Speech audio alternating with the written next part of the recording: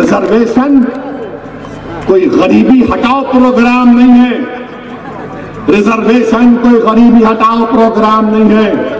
Reservation बाबा साहिब ने कहा कि जस्टिस के लिए, उस समाज के लिए जिस पर तुमने 2000 साल तक जुल्म किया। रिजर्वेशन उस समाज के लिए जिसका हमारे दंगर भाई मुतालबा कर रहे हैं, उनको मिलना चाहिए इंसाफ का तकाजा। और फिर ये बोलते कि नहीं, मजहब के नाम पर मुसलमान को नहीं मिल सकता।